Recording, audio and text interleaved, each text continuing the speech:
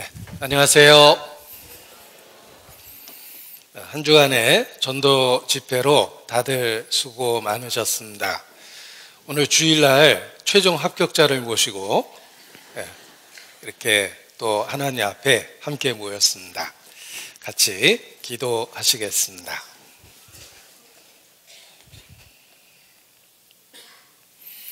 우리 가운데 역사하시는 거룩하신 아버지 하나님, 존재조차도 없었던 저희를 주의 능력으로 만드시고 예수 그리스도 안에서 우리의 영혼을 구원해 주신 것 진심으로 감사 찬양을 드립니다. 또 한 주간 주의 말씀을 전할 수 있는 소중한 기회를 주시고 우리 주변에 사랑하는 사람들 인도할 수 있도록 은혜를 주신 것도 감사를 드립니다. 그 모든 영혼을 기억해 주시고 들은 바 그 말씀이 반드시 결실할 수 있도록 은혜를 더하여 주시기를 주님께 부탁을 드립니다. 하늘로부터 비를 내리시고 또 생명 있는 씨앗을 주셔서 결실을 볼 수 있는 은혜를 주신 것처럼 그 말씀이 반드시 결실할 수 있도록 주님 은혜를 주시고 역사해 주시기를 주님께 간구합니다. 이 시간도 세상 끝날까지 우리와 함께 하시겠다는 약속의 말씀을 기억하고 의지합니다. 성령의 감동과 감화하심으로 이 시간 주장해 주시고 모든 말씀이 우리 마음에 심겨져 결실할 수 있도록 주의 능력과 은혜로 도와주시기를 주님께 부탁을 드립니다.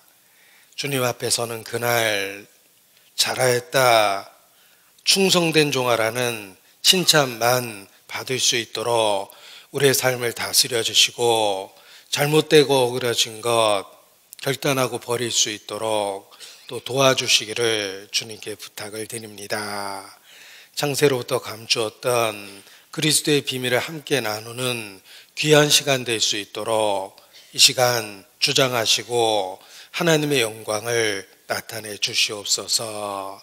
햇빛으로 만물을 비춰주시듯이 진리의 빛으로 우리 모든 사람을 비춰주시며 결코 우리 중에 이뤄지는 자 없도록 자비를 베풀어 주시기를 더욱 간절히 기도합니다. 함께 하시는 주님, 우리 가운데 역사하시는 주님께 모든 것을 의지합니다.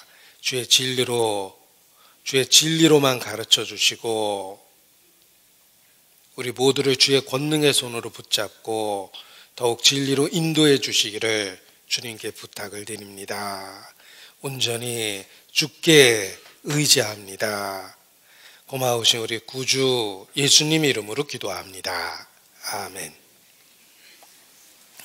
네, 성경 요한복음 5장 39절 말씀부터 보시겠습니다. 요한복음 5장 39절. 네, 39절 말씀을 다 같이 함께 읽겠습니다. 너희가 성경에서 영생을 얻는 줄 생각하고 성경을 상고하거니와 이 성경이 곧 내게 대하여 증거하는 것이로다. 혹 당신의 삶 속에서 하나님을 잃어버렸다면 그분을 다시 만날 수 있는 방법이 있습니다. 하나님의 말씀을 중히 여기고 하나님의 말씀을 전하는 곳, 그곳을 찾으십시오. 하나님은 항상 그곳에 계십니다. 이 말은 청교도가 우리에게 남겨준 조언입니다.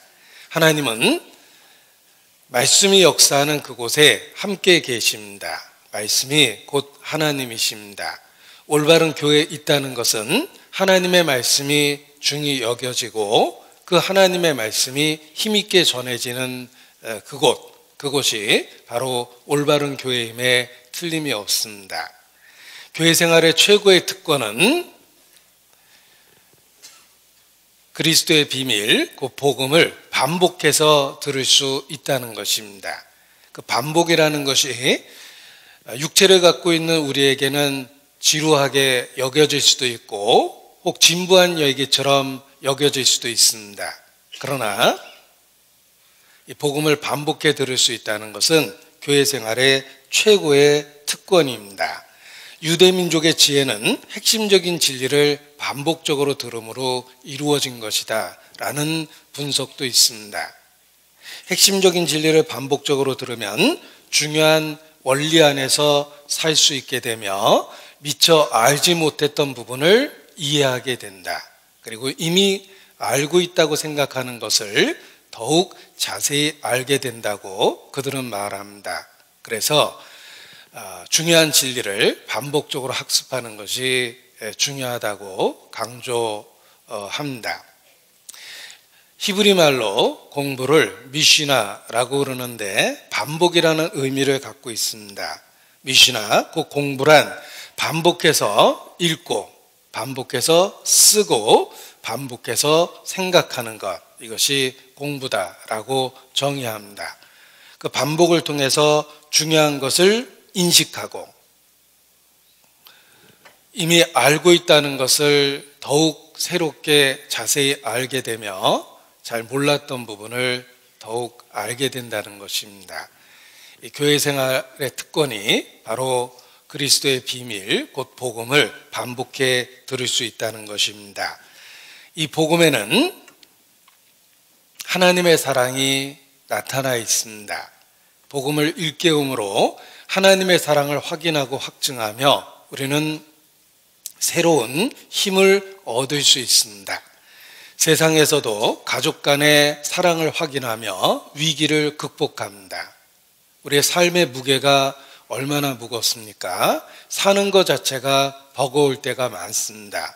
야곱도 자신의 삶을 돌아보면서 내가 험악한 삶을 보냈다라고, 험악한 세월을 보냈다라고 그렇게 고백합니다.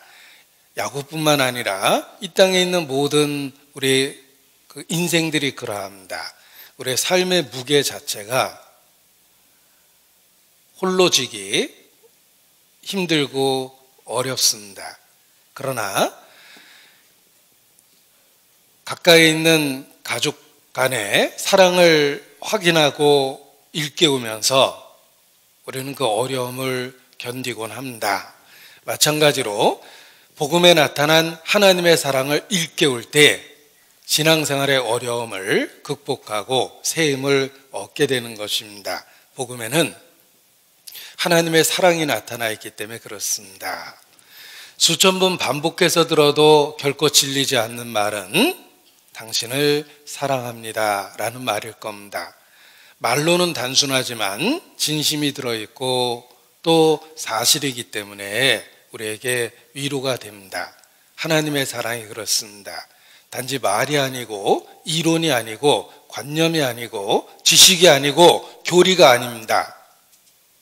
성령과 능력과 큰 확신으로 된다는 표현처럼 생생한 사실이기 때문에 우리는 복음 속에 나타난 하나님의 사랑을 일깨우며 그리스도인으로 살 수 있는 힘을 얻는 것입니다. 그리고 무엇보다 결코 피할 수 없는 죽음, 인생으로 피할 수 없는 죽음을 생각할 때 이 복음의 소중함을 더욱 깨닫고 붙잡게 됩니다. 우리는 살아가며 죽음을 경험할 수밖에 없습니다. 얼마나 많은 사람들이 내 주변에서 죽어가고 있습니까? 그 사랑하는 사람들을 보낼 때마다 복음의 중요성이나 소중함을 깨달을 수밖에 없습니다. 죽음의 문제를 해결할 수 있는 유일한 방법은 바로 그리스도의 복음이기 때문에 그렇습니다. 장례식 때마다 부르는 찬송이 부를 때마다 마음에 크게 울림이 됩니다. 이 세상 작별한 성도들 하늘에 올라가 만날 때 세상의 괴로움이 끝나고 기쁜 나 서로가 대하리. 지혜자의 마음은 초상집에 있다. 모든 산자가 이것에 유심하리로다. 이는 모든 사람의 결국이 이와 같음이니라 말씀하셨습니다. 죽음을 생각할 때 우리의 삶의 우선순위가 바뀌고 내가 어떻게 살아야 될지 마음을 새롭게 결단할 수 있습니다. 복음은 죽음의 문제를 해결할 수 있는 유일한 방법입니다. 따라서 캄캄한 밤에 비로소 별빛을 볼 수 있듯이 우리는 죽음을 생각하며 복음의 불빛을 확인하고 확증할 수 있습니다. 그리고 복음을 반복적으로 함께 나누면서 혹 우리 가운데 아직 구원에 이르지 못한 자, 그들에게도 기회가 된다는 것을 알기 때문에 이 복음을 반복적으로 함께 나눈다는 것은 큰 은혜일 수밖에 없습니다. 성경에 천국에 있는 성도들을 묘사할 때 그들이 함께 새 노래를 부른다고 기록되어 있습니다. 어느 날 그 표현이 정말 마음에 와닿아서 제가 노트에 옮겨 적었습니다. 성도가 천국에서 하는 일은 새 노래를 부르는 겁니다. 새 자가 붙어 있는 것은 그리스도와 관련된 것이 새 노래입니다. 인간적으로 전혀 기대할 수 없고 경험해 보지도 못했던 전혀 다른 차원의 새 것, 그것이 예수 그리스도를 통해서 주는 그 새로운 것입니다. 그래서 새로운 것, 신약, 새 노래, 새 이름, 이렇게 표현되어 있는 것입니다. 성도는 천국에서 새 노래를 부르게 됩니다. 중요한 건 이 복음의 노래를 아는 것이 아니고 부르는 겁니다. 우리는 아는 노래가 참 많습니다. 그런데 부를 수 있는 노래는 의외로 적습니다. 어린 시절 그 팝송을 배우기 위해서 그냥 한글로 받아 적었던 적이 있습니다. Yesterday 뭐 이러면서 All my trouble seems far away 이렇게 적어서 열심히 따라 불렀던 적이 있는데, 어린 시절 팝송을 배우기 위해서는 라디오라는 방법밖에 없었습니다. 라디오에 그 노래가 나오기를 기다리고 기다렸다가 반복적으로 배우게 됩니다. 때로는 엽서를 써서 신청해서까지 들었습니다. 그래서 마침내 그 노래를 반복해서 배우게 되면 얼마나 기뻤는지 모릅니다. 그런데 생각해 보십시오. 제가 Yesterday라는 가사를 얼핏 읊었는데, Yesterday, all my troubles seem so far away. 그리고 저는 못 부릅니다. 그것만 아는 거예요. 그런데 노래 나오면 금방 알아요. 저 노래 비틀즈의 Yesterday구나. 근데 저한테 불러보라 그러면 못 부르는 노래예요. 복음이 그렇습니다. 들으면 다 아는 것. 그런데 불러보라 그러면 못 부르는 것처럼 실제로는 자기 마음속에 전혀 없는 것이 있습니다. 그냥 지식적으로는 알고 많이 들어본 이야기고 기억도 해낼 수 있지만 마치 못 부르는 노래처럼 복음이 자기께 아닌 사람도 있습니다. 천국에는 모든 성도들이 새 노래를 부릅니다. 우리는 복음에 대한 충분한 이해가 있어야 되고 예수 그리스도와 개인적 친밀한 관계와 사귐이 있어야 됩니다. 누구든지 그리스도의 영이 없으면 그리스도의 사람이 아니라라고 성경은 단호하게 선언합니다. 정말 성령이 증가하는 믿음이 있을까? 내가 정말 구원을 받은 걸까? 아니면 구원받았다고 생각하는 걸까? 내가 믿는 걸까? 믿어진 걸까? 한 번쯤은 진지하게 고민해 볼 필요가 있습니다. 왜냐하면 예수께서도 너희는 내가 일러준 말로 깨끗하나 다는 아니니라, 슬픈 얘기를 하셨습니다. 아마 가룟 유다하고 눈이 마주쳤을 거라고 생각합니다. 너희는 내가 일러준 말로 깨끗하나 다는 아니니라. 이는 가룟 유다를 가리켜 하신 말씀이라. 너희 중에 하나는 마귀니라. 이렇게 말씀하셨습니다. 예수님께 직접 배워도 12 중에 하나가 가짜였습니다. 우리 시대는 얼마나 많겠습니까? 우리가 1200명이라면 100명이 가짜라는 뜻입니다. 아니, 그보다 더 할 겁니다. 의인 중에 악인이 있고, 알곡 중에 쭉정이가 있고, 곡식 중에 가라지가 있고, 좋은 물고기를 모아놨더니 나쁜 물고기가 함께 들어있다고 말씀하십니다. 양의 무리 속에 염소가 있다. 양과 염소를 구별하듯 의인과 악인을 구별할 거라고 말씀하십니다. 정말 슬픈 것은 우리가 함께 했던 형제 자매 중에 이루어지는 자도 혹 있을 거라는 것입니다. 그래서 전도 집회가 우리 모두에게 소중합니다. 우리 자신을 돌아보고 우리 주변을 돌아볼 수 있는 기회를 주기 때문에 그렇습니다. 너희는 돌아보아 혹 하나님의 은혜에 이르지 못하는 자가 있는가 두려워하라.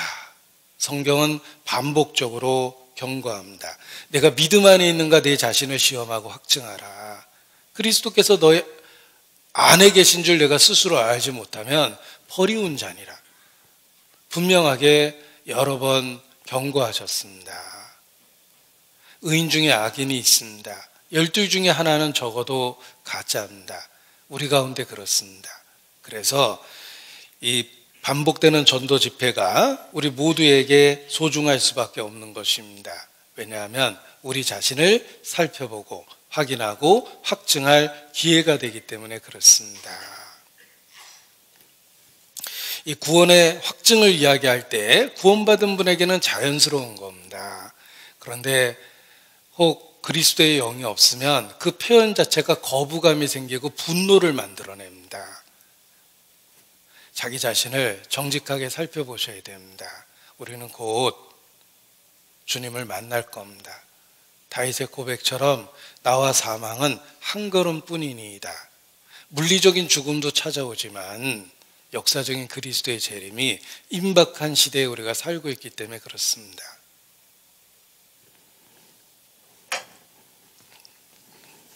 말씀이 우리에게 단지 지식이 된다면 진부해 보입니다. 우리 지식은 금방 지루함을 느끼기 때문에 그렇습니다. 그런데 성경에 성령의 조명이 있을 때 말씀을 깨닫게 된다고 합니다. 구원을 받을 수 있는 3가지 조건이 있다. 정확한 복음을 들어야 된다. 그리고 듣는 사람이 믿음으로 화합해야 된다. 그리고 3번째가 성령의 역사예요. 그래서 이것을 어려운 말로 성령의 조명이 있다고 합니다. 빛이 있어야지 분별이 되듯이 성령께서 우리 마음을 비춰주셔야만 말씀이 개인적, 체험적으로 생생하게 깨달아진다는 것입니다. 제가 한국에 오신 선교사님들이 돌아가시고 그분들의 무덤을 모아놓은 양화진이라는 곳에 가봤습니다. 거기서 여러 선교사님의 무덤을 봤는데 감리교 선교사님의 무덤에 이렇게 써 있었습니다. 요한 웨슬레 회심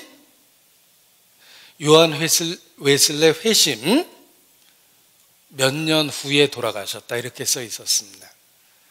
연도를 어떻게 표현했냐면 요한 웨슬레가 제 기억으로 1738년 5월 24일 회심했습니다. 요한 웨슬레 회심으로부터 날짜를 계산한 거예요. 아니, 요한 웨슬레가 회심했다는 그 날짜가 그토록 중요했는가? 정말 중요합니다. 그래서 거듭남이라는 진리가 전해졌기 때문에 그렇습니다. 요한 웨슬레는 감리교 창시자며 영국 성공의 목사였습니다. 목사된 지 13년 만에 거듭났습니다. 믿는 믿음이 아니라 믿어지는 믿음이 있다 그러니까 혼란에 빠졌어요. 자기 동생도 목사인데 동생한테 가서 의논을 했습니다. 찰스 웨슬레입니다. 찬송가를 만들었다. 찰스 웨슬레가 형 그런 믿음이 어디 있어? 그런 믿음이 있다면 영국에서 구원받은 사람이 누가 있겠어? 라고 대답했던 찰스 웨슬레가 그 후에 먼저 거듭나게 됩니다. 정말 믿어진 거예요. 요한 웨슬레는 더 답답했는데 1738년 5월 24일 드디어 루터의 로마서 서문을 듣다가 그리스도만이 자기를 구원한다는 믿음이 마음에 들어오고 마음이 뜨거워지기 시작했어요. 그날 거듭났다고 그런 이야기합니다. 전과 후가 달라졌어요. 그래서 요한웨슬레가 거듭나야 된다고 설교했고 영국 성공회가 그를 이단이라고 내쫓았습니다. 요한웨슬레를 따르는 무리들이 감리교도가 된 겁니다. 이날이 얼마나 중요했으면 그랬겠습니까? 성령이 오셔서 마음에 믿어진 겁니다. 생생하게 그리스도를 느끼고 개인적인 관계와 사귐을 만들어줍니다. 드디어 하늘이 열린 거예요. 인자 위에 하나님의 사자가 오르락내리락 하는 것을 보게 된 겁니다. 성령이 오셔야 돼요. 성령이 오셔야만 이론적 지식적으로 알던 예수님이 나의 구세주가 됩니다. 정말 나의 구세주가 됩니다. 조나단 에드워드는 대한민국 사람에게 이순신 장군처럼 기독교 역사 속에 유명한 신앙의 위인입니다. 조나단 에드워드가 거듭난 말씀이 있습니다. 교회 역사 속에 굉장히 유명한데 그의 삶을 송두리째 변화시켰던 말씀입니다. 요한복음 5장 39절에 표시하고 디모데전서 1장 17절을 찾겠습니다.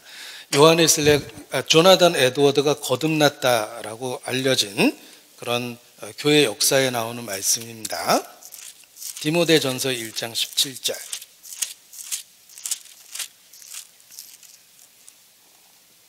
17절 같이 읽습니다. 만세의 왕 곧 썩지 아니하고 보이지 아니하고 홀로 하나이신 하나님께 존귀와 영광이 세세토록 있을지어다. 아멘. 자, 기독교 역사상 위인이라고 많은 사람이 존경하는 1700년대 미국에서 활동했던 대부흥의 주역이 된 조나단 에드워드, 그가 이 말씀을 통해 거듭났다고 그는 고백합니다. 제가 이렇게 화려하게 소개했는데 막상 읽으니까 평범하죠. 너무 평범한 성경 아닙니까? 그런데 성령이 역사하니까 정말 하나님 앞에 선 것처럼 엄청난 감동과 감격을 받았습니다. 조나단 에드워드가 성령이 오신 거예요.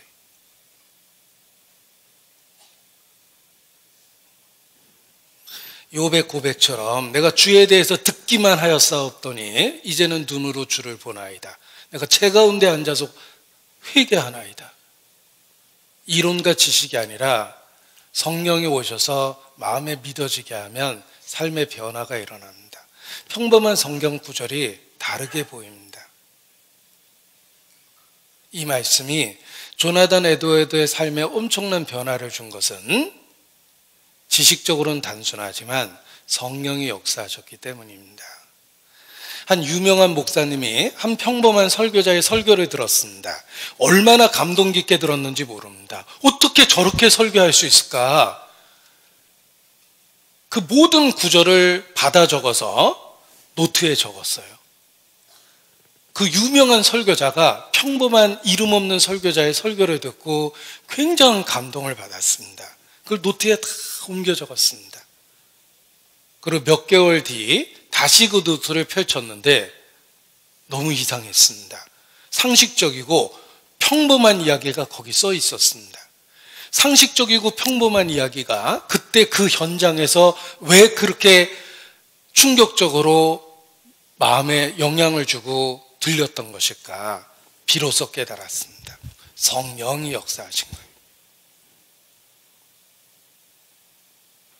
성령이 역사하면 말씀이 전혀 다르게 보입니다.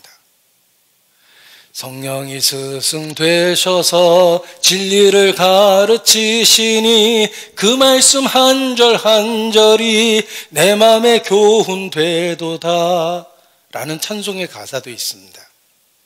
성령이 오시면 예수 그리스도가 역사적 인물이 아니라 지금도 살아계시는 나의 구세주로 생생하게 느껴집니다. 예수님이 십자가에 죽었다는 게 진부한 기독교 교리가 아니라 정말 나 때문에 돌아가셨다라고 마음에 받아들여지고 믿어집니다. 그래서 안 변할 수가 없는 거예요. 성령이 오시면 그렇게 됩니다. 아까 요한복음에 표시하자고 그랬는데 요한복음 16장 찾아보겠습니다. 요한복음 16장. 아까 요한복음에 표시했죠. 요한복음 16장. 15장입니다. 15장 26절 보시겠습니다. 요한복음 15장 26절.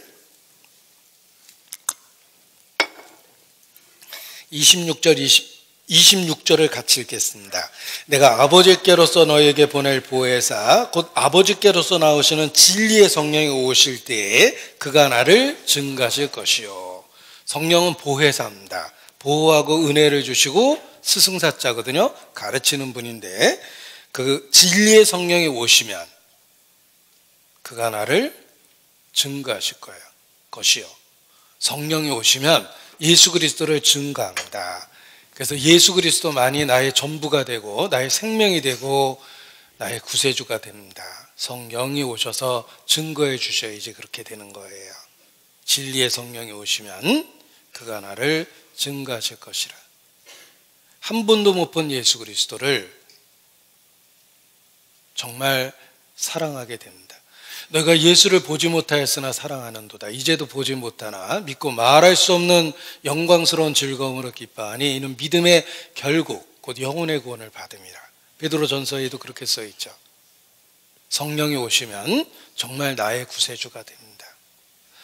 왜 내게 성령 주셔서 내 마음을 감동해 주 예수 믿게 하는지 난 알 수 없도다. 왜 내게 성령 주셔서 주 예수 믿게 하는지 마음에 믿어지게 합니다. 그래서 평범해 보이는 말씀이 전혀 다르게 느껴지는 겁니다.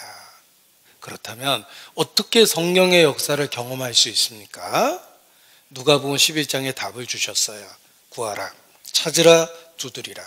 구하는 자가 구할 것이요 찾는 자가 찾을 것이요 두드리는 자에게 열릴 것이니 구하고 찾고 두드리는 자에게 성령을 주시지 않겠느냐 라고 말씀하셨습니다.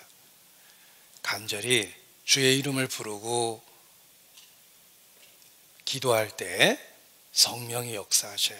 그래서 말씀이 반복되는 진부한 이야기가 아니라 우리의 생사를 결정하는 진리로 생생하게 마음에 들리기 시작합니다. 그래서 저희가 들은 바 그 말씀이 저희에게 유익되지 못한 것은 믿음으로 화합지 아니한 연고라라고 말씀하셨는데 믿음으로 화합하시고 나에게 하나님이 주시는 말씀으로 기도하는 가운데 받으셔야 됩니다. 그래야만 하나님의 말씀이 전혀 다르게 들립니다. 요한복음 5장 39절입니다. 보시겠습니다. 어제 집약적 계시의 원칙이라는 표현을 쓴 것처럼 한 구절 속에 핵심적인 진리를 담아 놓으셨습니다. 너희가 성경에서 영생을 얻는 줄 생각하고 성경을 상고하거니와 이 성경이 곧 내게 대하여 증가하는 것이로다. 그리고 40절에 경고가 붙어 있습니다. 40절 그러나 너희가 영생을 얻게 하여 내게 오기를 원하지 아니하는도다. 영생을 얻기 위하여 내게 오기를 원하지 아니하는도다. 분명한 진리가 있음에도 불구하고 멸망하는 이유는 너희가 원하지 아니하는도다. 무관심 때문에 이루어지는 겁니다.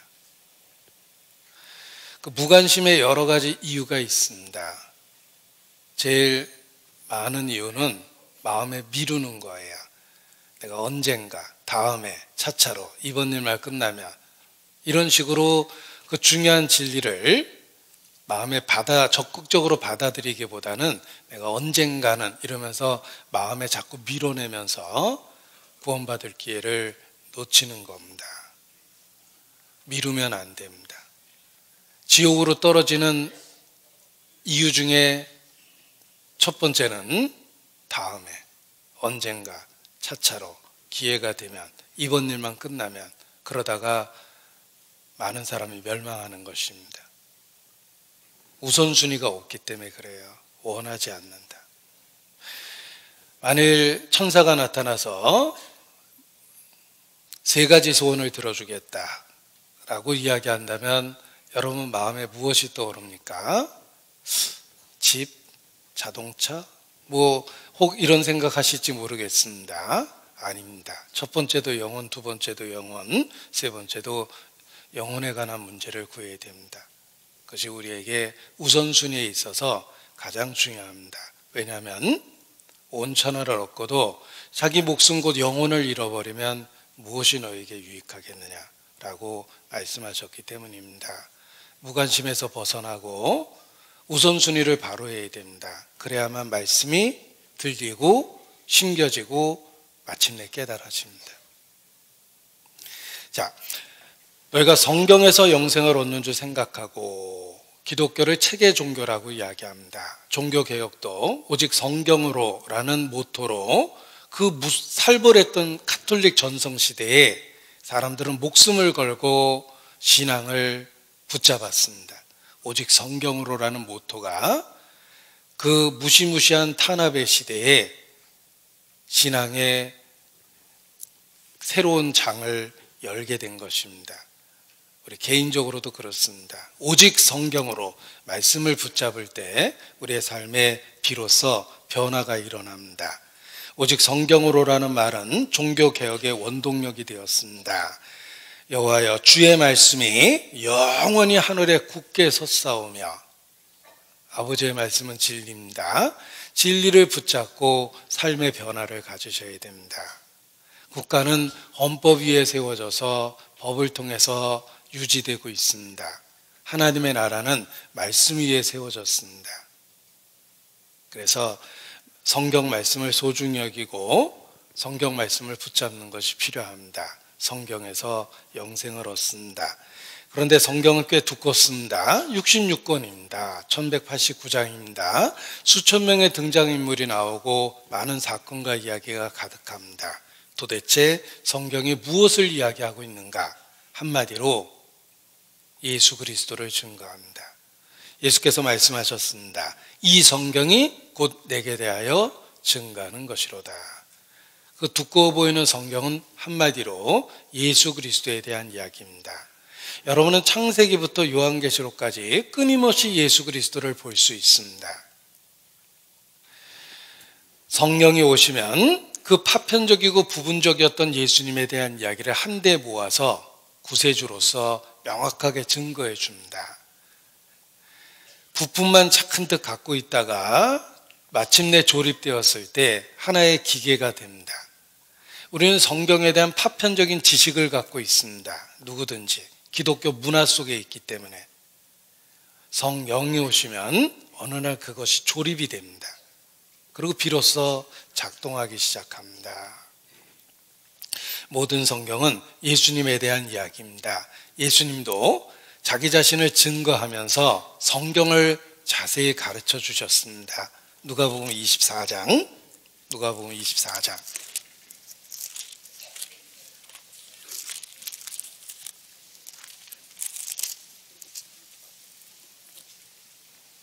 27절, 24장 27절. 이에 모세와 및 모든 선지자의 글로 시작하여 모든 성경에 쓴 바 자기에 관한 것을 자세히 설명하시니라. 제자들에게 믿음을 주기 위해서 성경에 기록된 자기에 관한 것을 자세히 설명해 주셨습니다. 44절. 또 이르시되 내가 너희와 함께 있을 때 너희에게 말한 바 곧 모세의 율법과 선지자의 글과 시편에 나를 가리켜 기록된 모든 것이 이루어져야 하리라 한 말이 이것이라. 성경을 자세히 풀어준 겁니다. 모세의 율법과 토라라고 일컬어지는 모세 오경입니다. 선지자의 글과, 성경에 얼마나 많은 선지자의 글이 있습니까? 시편 150여 편 모여있는 시편입니다. 시편에 나를 가리켜 기록된 모든 것이 이루어져야 하리라 한 말이 이것이라. 모든 말씀을 자기와 연결시켜서 해석을 해준 겁니다. 45절 같이 읽죠. 이에 저희의 마음을 열어 성경을 깨닫게 하시고. 예수께서 마음을 열어주시면 성경이 깨달아집니다. 지금도 성령께서 우리의 마음을 열어서 성경을 깨닫게 하십니다. 성경을 깨달으면 예수 그리스도를 확실하게 봅니다. 성경은 예수 그리스도의 고난과 죽음 그리고 부활을 증가합니다. 그의 낮아지심과 높아지심을 증가합니다. 그것을 통해서 우리를 구원하셨다는 이야기를 하고 있습니다. 그것이 마음에 깨달아지는 거예요. 그래서 26절에 예수님이 성경을 요약하셨습니다. 그리스도가 이런 고난을 받고 자기 영광에 들어갈 것이 아니냐. 보십시오. 그리스도의 고난 그리고 그 후의 영광, 이것이 성경에 기록된 내용이다. 그리스도의 고난 그리고 영광입니다. 죽음 그리고 부활입니다. 어려운 말로 예수님의 낮아지심 그리고 높아지심입니다. 이것을 통해서 우리를 구원하게 됐다. 이것이 성경의 핵심이다 라고 말씀하십니다. 46절도 마찬가지죠. 또 이르시되, 예수님이 성경을 요약하신 거예요. 이같이라는 말은 성경에 기록된 것과 같이 그리스도가 고난을 받고 제3일에 죽은 자 가운데 살아날 것과 또 그의 이름으로 죄사함을 얻게 하는 회개가 예루살렘으로부터 시작하여 모든 족속에게 전파될 것이 기록되었으니 너희는 이 모든 일의 증인이라. 성경에 기록된 내용은 그리스도의 고난과 죽음과 부활을 통해서 죄사함이라는 은혜를 우리에게 주신다는 것입니다. 여기 화면에 정리를 해봤습니다. 성경 해석의 비법이라고 알려진 그림입니다. 모든 페이지에서 예수 그리스도를 찾으라. 이것이 성경 해석의 비법입니다. 내가 이순신 장군에 대한 책을 읽었다면 꽤 두꺼운 책이지만 어떤 페이지를 읽든 이순신 장군하고 관련이 있습니다. 어떤 등장인물이 있든 이순신 장군과 관련이 있습니다. 왜냐하면 이 책은 이순신 장군에 대한 책입니다. 이와 같이 성경은 예수님에 대한 이야기입니다. 어떤 사건이 있든 어떤 등장인물이 있든 반드시 예수님하고 관련이 있다는 것입니다. 그래서 성경 해석의 비법이죠. 모든 페이지에서 예수님을 찾는 것입니다. 어떤 분은 레위기 읽으면서 너무 지루해서 혼났답니다. 문 제사 이야기를 이렇게 자세히 써놓으셨을까 하고 지루해서 간신히 읽었는데 누가 성경을 읽으면서 막 눈물을 흘리더래요. 그래서 뭐 있나 하고 이렇게 봤더니 레위기를 읽고 있더래요. 나는 읽으면서 지루해서 혼났는데 저분은 막 눈물을 흘리면서 감동을 받고 밑줄 읽으면서 막 읽습니다. 도대체 그 차이가 뭘까? 충격을 받았습니다. 한 사람은 단순한 제사 이야기를 읽었고 또 한 사람은 그 제사 이야기 속에 숨겨져 있는 예수 그리스도의 죽음을 본 겁니다. 그래서 너무너무 감동이 된 거예요. 성경은 예수님에 대한 이야기입니다. 여기 보십시오. 핵심을 요약해 봤습니다. 예수가 답이다. 서양 사람이 만든 말입니다. Jesus is the answer. 예수가 답이다. 성경은 왜 예수님을 믿어야 되는지를 우리에게 말씀해 주십니다. 그래서 참된 기독교는 예수님 자신이다 라는 짧은 말로 정의할 수 있습니다. 영어로 읽으면 뉘앙스가 훨씬 더 강합니다. Christianity is Christ. 기독교는 그리스도 그 자체다. 이런 뜻입니다. 우리가 믿는 신앙을 기독교라고 그러는데 기독교의 기독은 한자로 써보면 터 기자에 감독할 독자입니다. 한자로 썼는데 뜻이 해석이 안 되는 이유는 그리스도라는 외국어를 단지 음역했기 때문에 그렇습니다. 기독교는 그리스도라는 외국어예요. 그리스도교, 기독교. 우리는 예수님을 그리스도라고 믿으니 기독교, 그리스도교, 예수교 이렇게 표현하는 겁니다. 다 같은 말입니다. 나는 사과는 좋아하는데 애플은 너무 싫어. 이런 사람은 코미디 하는 겁니다. 사과나 애플이나 똑같죠. 난 아내는 사랑하는데 와이프는 싫어. 이런 것도 이상합니다. 아내나 와이프나 똑같잖아요. 기독교나 그리스도교나 예수교나 같은 말이에요. 기독교, 우리가 믿는 신앙을 왜 기독교라고 그럽니까? 그만큼 그리스도가 중요하다는 거예요. 그 중심에 예수님이 계십니다. 그래서 요한복음 17장 3절에도 영생은 예수 그리스도를 아는 것이다 라고 선언하고 있습니다. 그만큼 중요합니다. 참 하나님은 거룩한 하나님입니다. 거룩한 하나님 앞에 갈 수 있는 방법은 구세주가 있어야 되는 거예요. 예수 그리스도를 아셔야 됩니다.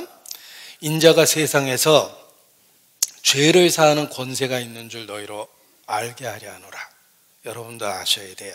예수님은 죄를 사할 수 있는 합법적인 권세를 갖고 계십니다. 하늘로부터 비를 내리는 자, 우리가 믿는 하나님이십니다. 부처님은 비 내린다고 절대 안 했어요. 그는 자연에 순종할 수밖에 없었어요. 또 부처님이 할 수 없다고 고백한 삼불이라는 게 있습니다. 세 가지 불가능한 게 있다. 불교에서 말하는 가르침이죠. 그 첫 번째는 죄를 용서받는 건 불가능하다, 이렇게 말씀하셨어요.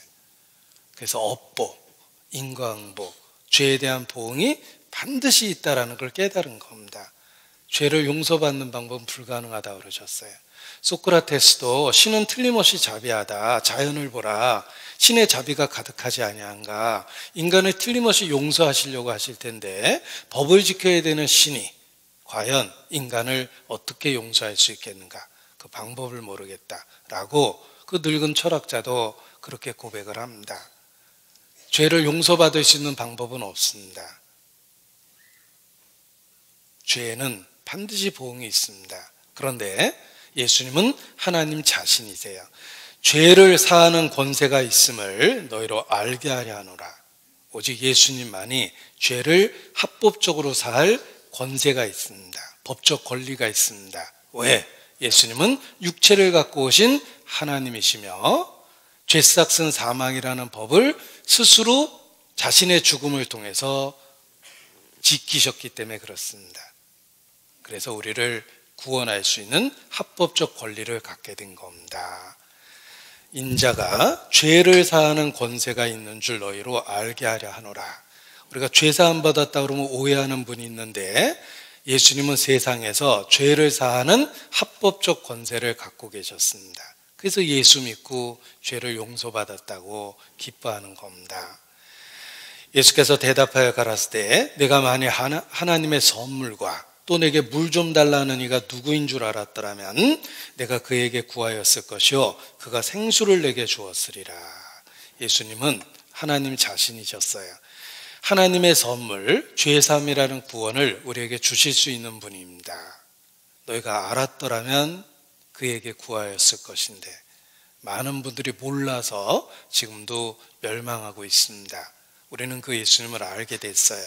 예수님은 육체를 갖고 오신 하나님이시며 하나님의 선물, 곧 죄사함을 우리에게 주시는 분입니다.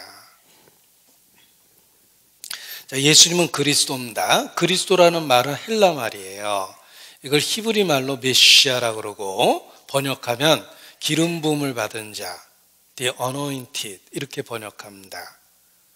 하나님이 직분을 주실 때는 기름을 부었어요. 하나님이 주시는 직분은 세 가지입니다. 선지자, 제사장, 왕입니다. 보십시오. 그리스도의 삼중 직분이라고 합니다. 이 중자가 붙어 있는 것은 세 가지를 함께 갖고 있다, 겹쳐서 갖고 있다 이런 뜻입니다. 선지자, 제사장, 왕입니다. 보십시오. 나는 그리스도인입니다.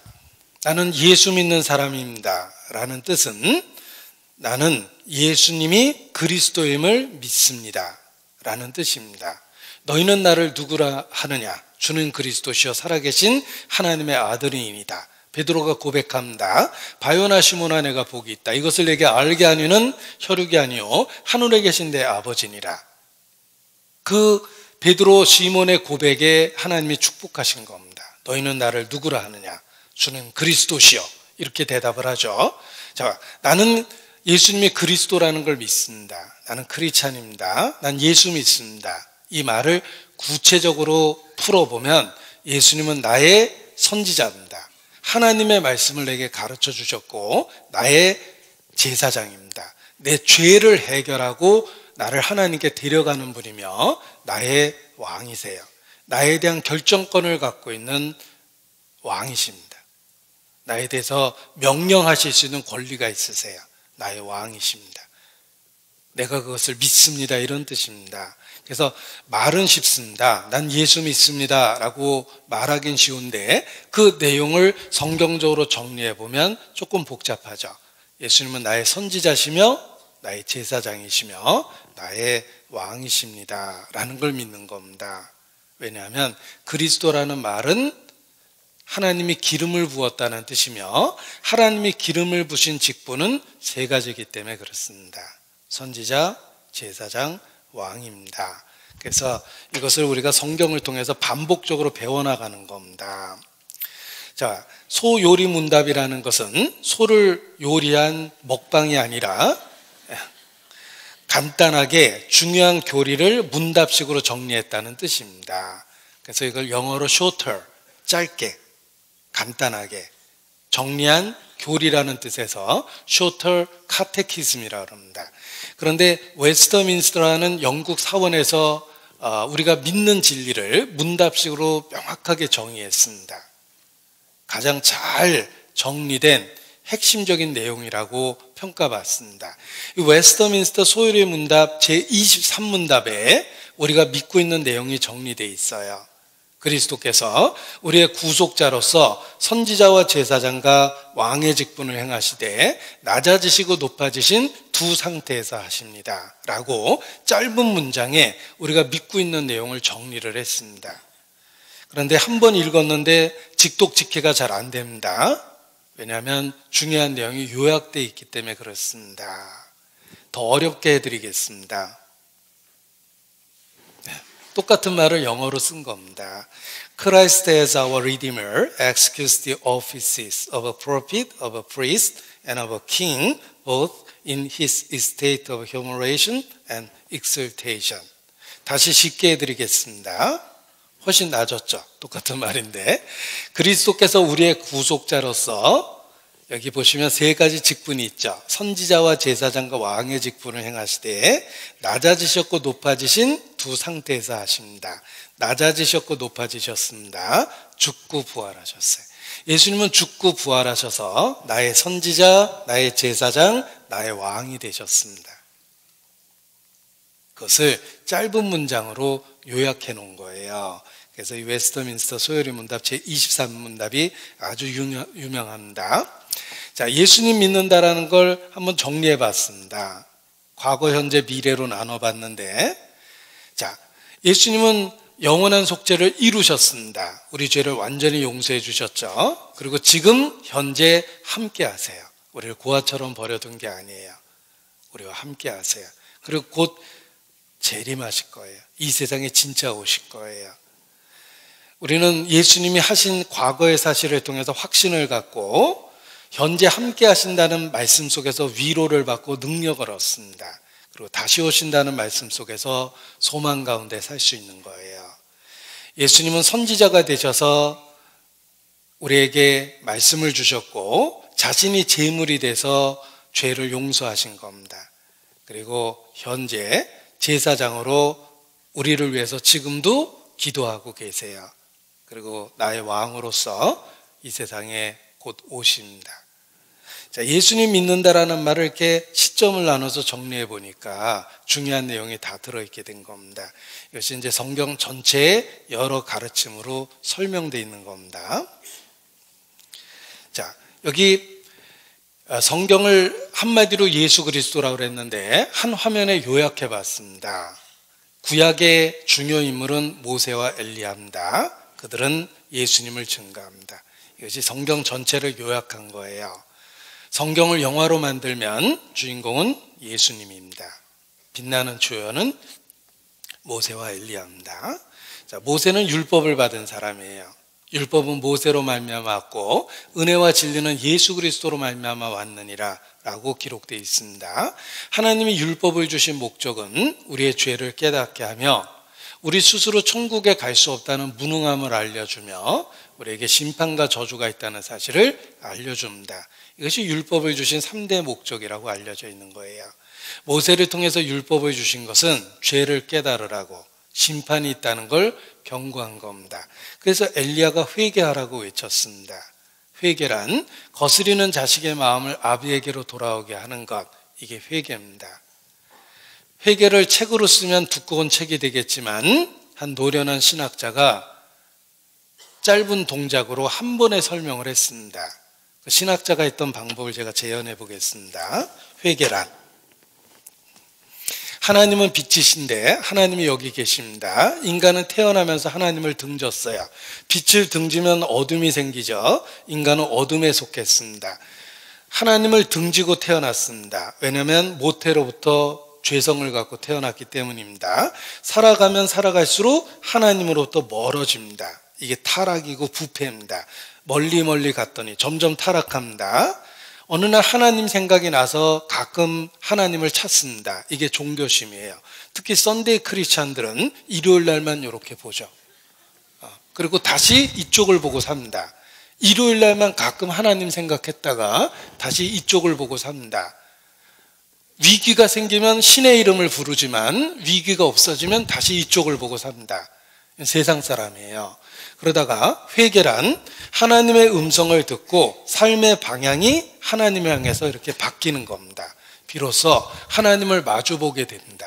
빛을 마주보면 어둠이 드러나죠. 자신의 죄를 확실히 깨닫게 돼요. 하나님께 다가가면 다가갈수록 빛이 밝아지기 때문에 죄를 더 많이 깨달아요. 하나님께 더 가까이 하면 자기가 정말 죄가 많다는 걸 뼈저리게 깨닫게 됩니다. 태산을 멀리서 보면 손톱만큼 보이지만 가까이 가보면 엄청나게 큽니다. 하나님을 멀리 보고 있는 사람은 하나님을 작게 여겨요. 자기 마음속에서. 정말 하나님께 가까이 간 사람은 하나님이 얼마나 크고 광대한지를 깨닫습니다. 회개란, 보십시오. 하나님을 등지고 태어난 인간이 자기 마음대로 살아가다가 어느 날 하나님의 음성을 듣고 하나님을 향해서 삶의 방향이 바뀐 거예요. Turn away from your sin. 이렇게 영어로 길게 번역합니다. Turn away. 삶의 방향이 바뀌어서 죄로부터 점점 멀어지게 되다. 이게 회개입니다. 탕자가 집에 돌아오는 거예요. 버린 자식이 어서와 돌아오라. 아버지를 떠났던 아들이 아버지께로 돌아가는 것, 그게 회개입니다. 엘리야의 메시지가 회개입니다. 회개하라. 너희가 어느 때까지 머뭇하겠느냐? 섬길 자를 택하라.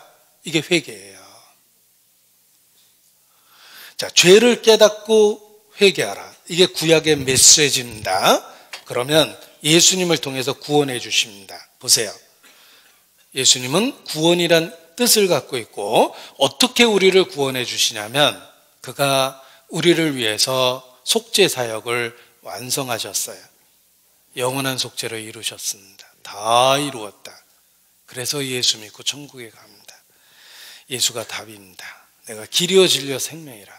하나님께 가는 길이요. 그분은 진리예요. 진리 그 자체예요. 우리에게 생명이 됩니다. 자, 성경의 복잡한 내용을 이렇게 한 화면으로 요약할 수 있습니다. 모든 성경은 결론적으로 예수 그리스도를 증거합니다.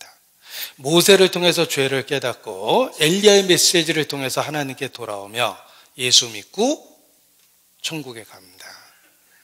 변화산상에서 모세와 엘리야가 함께 나타났습니다. 예수님이 대화를 나눴는데 무슨 대화를 하셨냐면 장차 예루살렘에서 별세하실 것을 대화하셨습니다. 성경 전체를 한 화면으로 보여준 거예요. 잠시 모세가 없어지고 엘리야도 없어지고 예수님만 남습니다. 우리의 믿음이 그렇습니다. 모세에게 배우고 엘리야에게 배우지만 결론적으로는 예수 그리스도를 믿는 거예요. 갈라디아서 3장입니다. 갈라디아서 3장.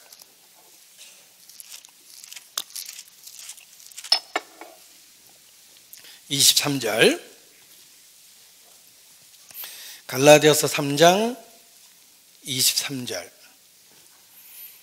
믿음이 오기 전에 우리가 율법 아래 매인 바 되고 계시될 믿음의 때까지 갇혔느니라. 이같이 율법이 우리를 그리스도에게로 인도하는 몽학 선생이 되어 우리로 하여금 믿음으로 말미암아 의롭다함을 얻게 하려 함이니라.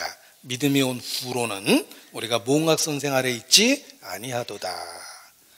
자, 23절에는 믿음이 오기 전에, 25절에는 믿음이 온 후로는, 전과 후가 달라집니다. 결혼 전, 결혼 후 달라지죠. 한국에 살 때, 미국에 살 때 달라집니다. 그보다 더 큰 변화는 믿음이 오기 전, 믿음이 온 후 달라집니다. 뭐가 달라지냐면 믿음이 오기 전에는 율법 아래에 있었어요. 율법은 죄를 깨닫게 하고 심판이 있다는 걸 알려줍니다. 그래서 우리의 손을 붙잡고 왜 예수를 믿어야 되는지, 내게 왜 그리스도 구세주가 필요한지를 절실히 깨닫게 합니다. 예수님께 데려다 줘요. 그래서 예수님을 믿을 수밖에 없게 합니다. 그것이 율법이 만들어주는 거예요. 율법은 우리를 예수님께 데려다 줍니다. 오 예수님, 내가 옵니다. 울며 울며 내가 옵니다. 율법이 그렇게 만들어줘요. 울며 울며 자기 죄를 애통하게 여기고 심판에 대한 두려움을 일깨워서 우리의 손을 붙들고 예수님께 데려다 줘요. 예수를 믿을 수 있게 만들어주는 거예요. 율법이 우리를 그리스도에게로 인도하는 몽학 선생이 될 것이다. 그리고 믿음이 온 후로는 이제는 몽학 선생 아래 있지 않습니다. 우리는 율법으로 사는 게 아니라 믿음으로 사는 거예요.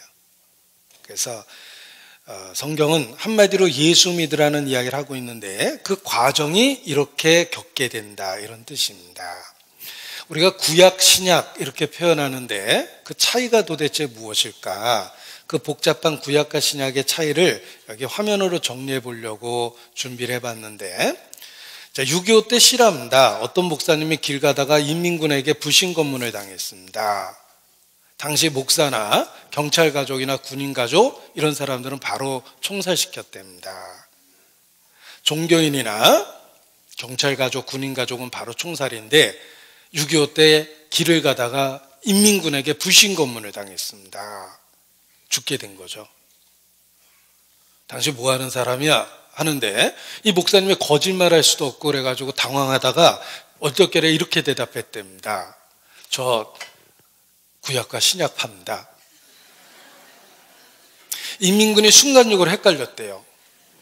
약장수구만 가시오 그러더래요.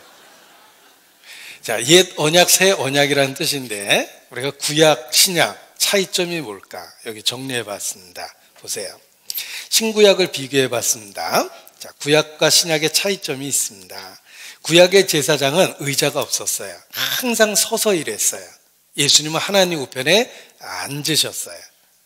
여기는 일하고 있고 여기는 일을 끝냈다는 뜻입니다. 구약의 제사는 자주 매일 드렸어요. 신약의 제사는 딱 한 번 드렸어요. 단 한 번 드렸습니다. 예수님은 한 번 죽었죠? 구약의 제사는 1년마다 드렸지만 예수님은 영원한 제사를 드리시고 라고 돼 있어요.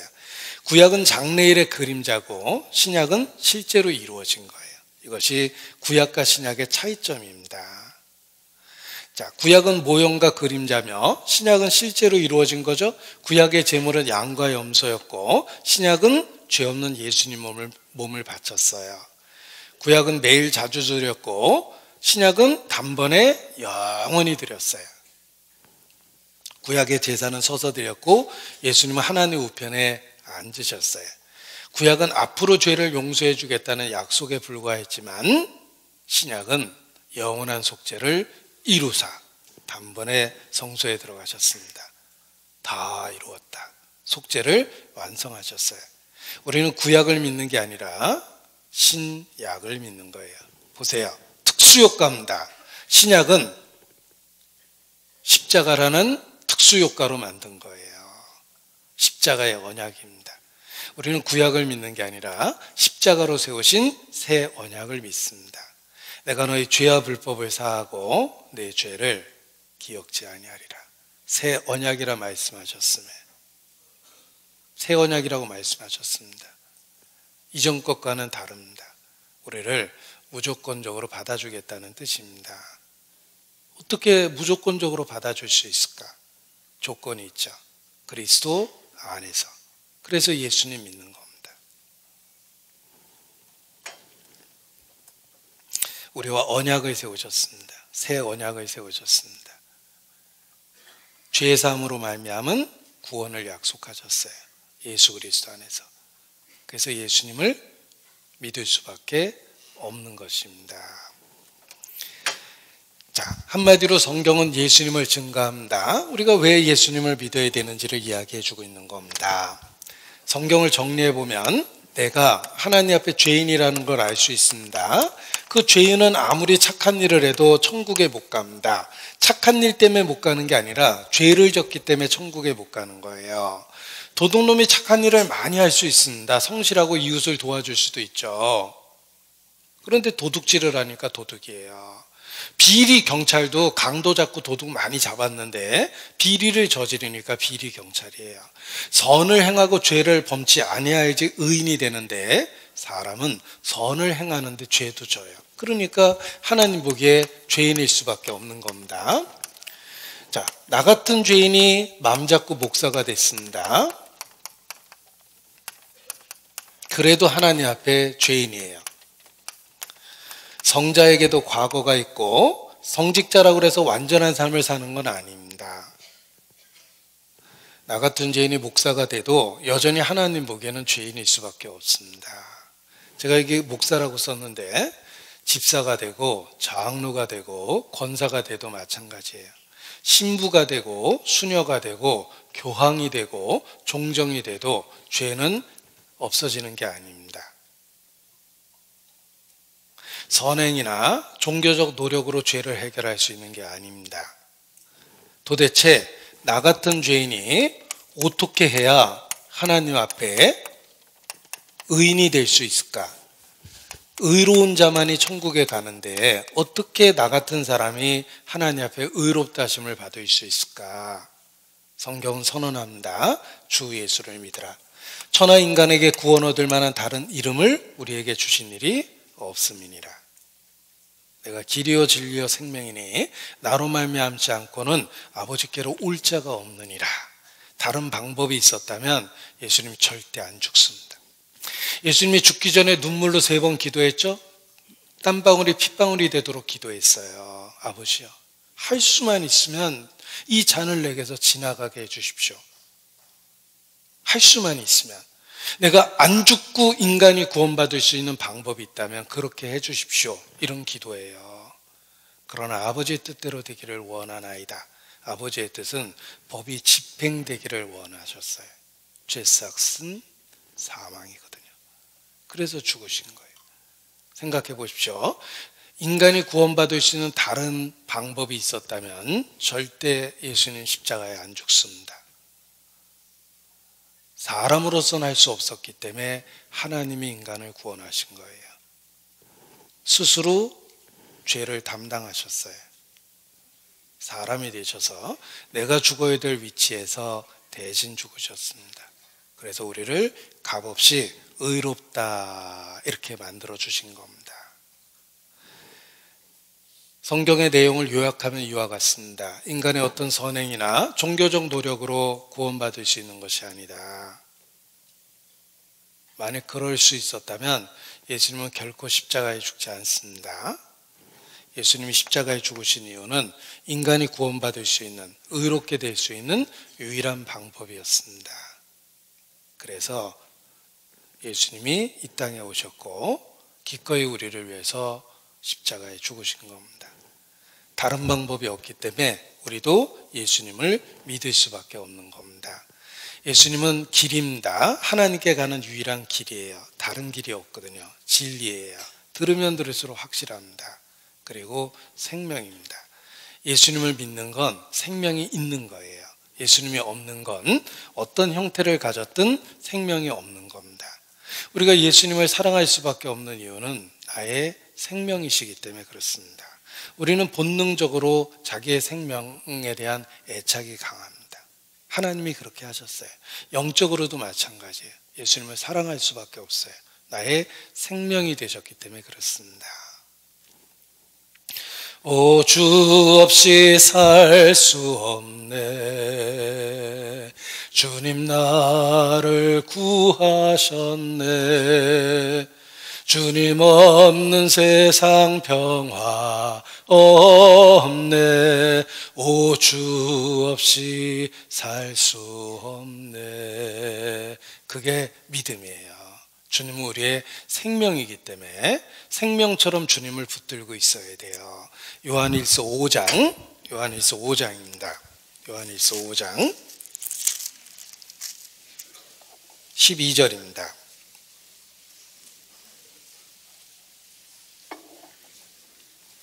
요한일서 5장 12절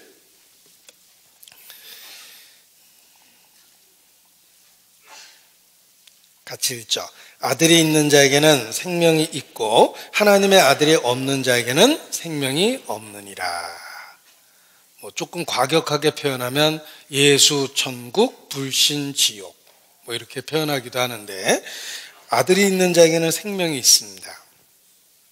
그러나 하나님의 아들이 없는 자는 그가 육체적으로 어떠한 상태든 하나님 보시기에는 생명이 없는 거예요. 아들이 있는 자에게 생명이 있습니다. 11절 또 증거는 이것이니 하나님이 우리에게 영생을 주신 것과 이 생명이 그의 아들 안에 있는 그것이니라. 성경이 증거하는 것이 그렇습니다. 예수님은 생명이에요. 예수님을 믿으면 생명이 있고 예수님하고 상관없으면 영적으로 죽은 겁니다. 주 예수를 믿으라. 믿을 수밖에 없죠. 나의 생명이 되셨기 때문에 그렇습니다. 로마서 3장, 조금 어려운 이야기지만 중요한 진리가 여기 다 들어있기 때문에 찾아보겠습니다. 로마서 3장 23절, 로마서 3장 23절 모든 사람이 죄를 범하였음에 하나님의 영광에 이르지 못하더니. 자, 이것이 우리 상태죠. 모든 사람이, 우리 다 해당돼요. 죄를 범하였음에. 크든 적든 죄가 다 있어요. 그냥 놔두면 하나님의 영광에 이르지 못합니다. 그래서 하나님이 하신 방법이 있어요. 그 방법이 24절부터 기록되어 있는데 제가 이게 화면에 인용해 봤습니다. 로마서 3장 24절로 25절을 인용해 봤습니다. 그리스도 예수 안에 있는 구속으로 말미암아 하나님의 은혜로 값없이 의롭다 하심을 얻은 자 되었느니라. 예수를 하나님이 그의 피로 인하여 믿음으로 말미암은 화목제물로 세우셨으니. 여기 중요한 단어 세 가지가 있습니다. 구속, 의롭다 하심을 얻은 자, 화목제물, 이런 단어가 있어요. 이게 중요합니다. 예수님 믿는다라는 게 무슨 뜻인지를 설명해 주기 위한 단어인데, 보세요. 구속이라는 단어가 있고 의롭다 하심을 얻었다. 이걸 한자로 칭의라고 그래요. 의롭다 칭하다, 이런 뜻입니다. 그리고 화목하게 했다라고 말씀했는데 이것이 십자가의 의미입니다. 이 세 가지 의미가 들어있어요. 보세요. 그리스도 예수 안에 있는 구속으로 말미암아. 구속이라는 말 나오죠. 하나님의 은혜로 값없이 의롭다 하심을 얻은 자 되었다 그랬는데, 여기 의롭다 하심을 얻은 자 되었느니라. 이걸 한자로 칭의, 의롭다 칭하다, 이렇게 표현합니다. 그리고 예수를 하나님이 그의 피로 인하여 믿음으로 말미암는 화목제물로 세우셨다. 이렇게 세 가지 의미가 들어있어요. 이 세 가지 의미가 십자가가 우리에게 설명해 주고 있는 뜻입니다. 보세요. 첫 번째는 구속이라고 이렇게 표현했는데, 이걸 한자로 쓰면 참 어려운 말입니다. 구할 구자에 박굴속 살속자, 이게 무역할 속자라고 그래요. 어려운 한자를 제가 간신히 그렸어요. 자, 구속, 대가를 주고 구했다라는 뜻이며, 그 다음에 의롭다 하심을 얻었다고 그랬죠. 이걸 칭의라는 말을 써요. 이 칭의라는 말은 한자로 쓰면 더 어려워지는데, 의롭다 칭하다라고 해서 개신교 교리를 이신칭이라는 한자로 표현합니다. 믿음으로써 의롭다 칭하다. 그래서 우리가 믿고 있는 진리를 사자성어로 표현하면 이신칭이라고 그래요. 믿음으로 의롭다함을 받는다. 의롭다 선언하다, 이런 뜻입니다. 그 다음에 화목이라는 단어가 나왔죠. 화목. 갈등과 다툼이 있는 상태에서 화해한 것, 이게 화목입니다. 자, 화목 이렇게 씁니다. 십자가가 이 중요한 의미를 갖고 있어요. 첫 번째, 구속이라는 말은 대가를 지불하고 구했다는 뜻이에요. 구원받다라는 말하고 구원받다는 말을 한자로 이렇게 씁니다. 이게 당길 원자예요. 적극적으로 건져주는 걸 구원이라고 그래요. 구원받다는 말하고 구속된다는 말하고 차이가 뭘까? 이해할 필요가 있습니다. 구원은 위기로부터 성공적으로 벗어난 거예요. 우리는 심판을 받을 위기가 있는데 예수님이 우리를 구원하셨어요. 위기로부터 성공적으로 벗어나게 해주셨어요. 예수님이 하신 일이에요. 근데 어떻게 우리를 구원하셨냐면 구원한 방법이 구속이에요. 구원한 방법이 구속이라는 말은 대가를 지불하고 건졌다는 뜻이에요. 이게 사일속자거든요. 바꿀 속, 무역할 속자입니다. 대가를 지불해서 건져줬다는 뜻입니다. 자, 한 사람이 필리핀에 여행 갔다가 행방불명이 됐습니다.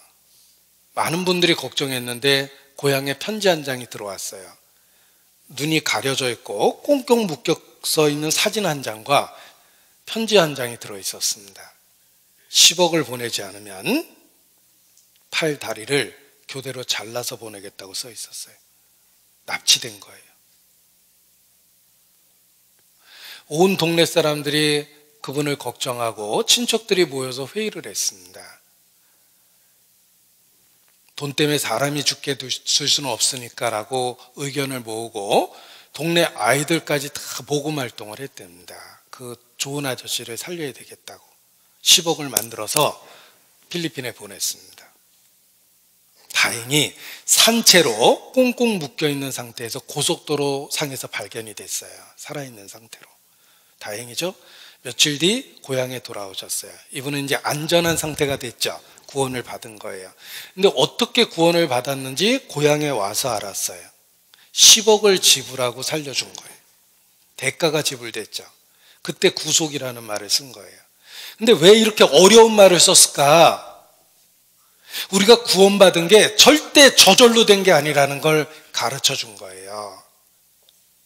우리가 구원받기 위해서 엄청난 대가가 지불된 거예요. 그걸 가르쳐 주려고 구속이라는 어려운 말을 쓴 거예요. 우리에게 값없이 선물로 죄를 용서하셨지만 하나님 편에서는 엄청난 대가를 지불한 거예요. 독생자를 희생했거든요. 여러분, 자기 아들 죽여서 갖고 싶은 게 무엇입니까? 새 아파트 갖고 싶어요? 큰 자동차 사고 싶어요?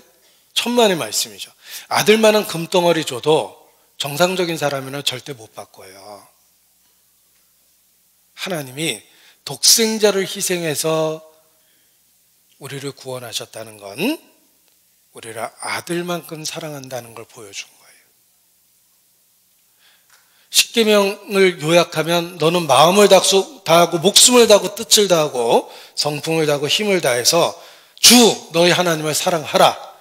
이게 십계명의 정신이에요. 하나님을 사랑해라.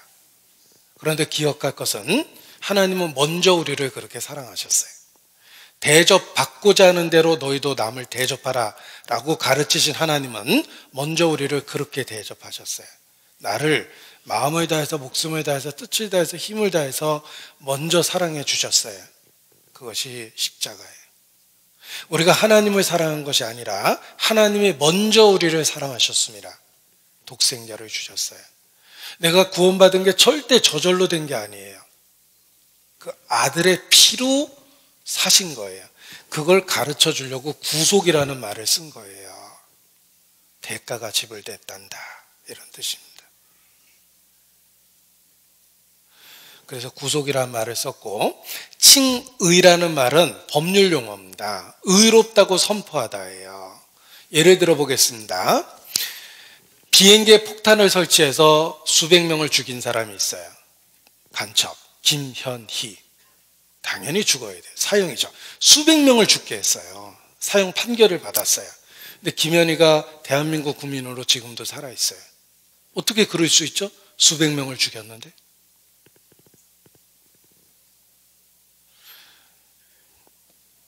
김연희가 돌이키고 대한민국에 전향했어요.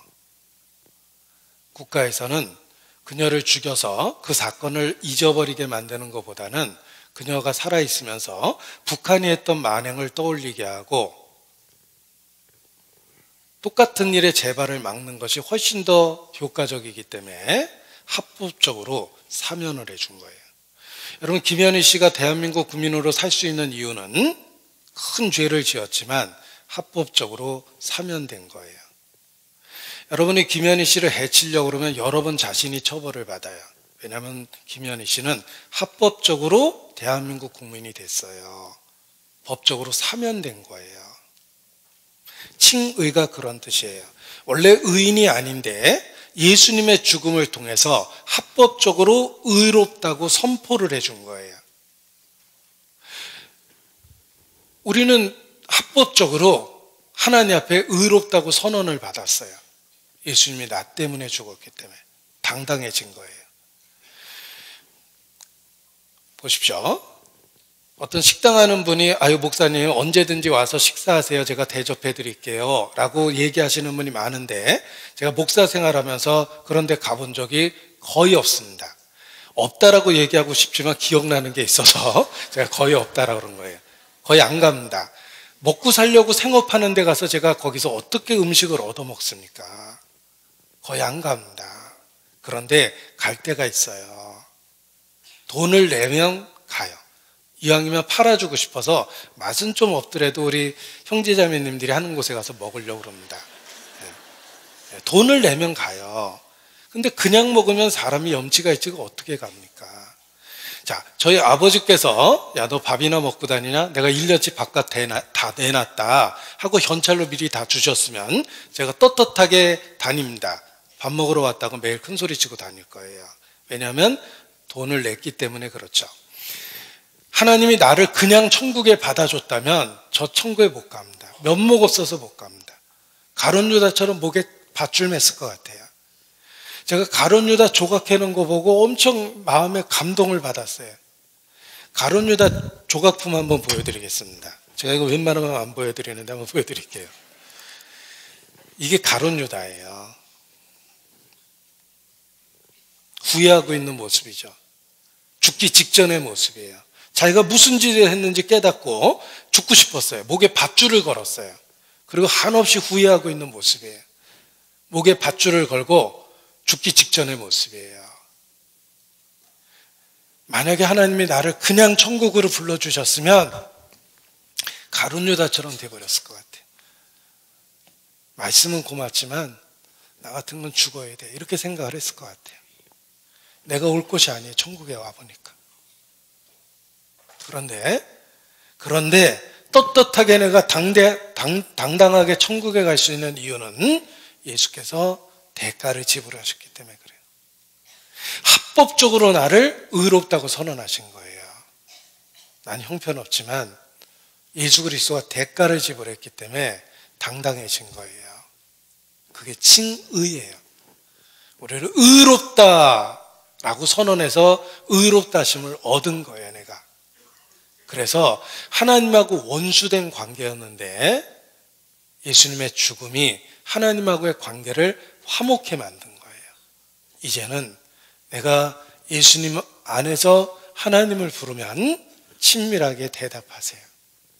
너는 내 아들이라. 친밀함을 보여주세요.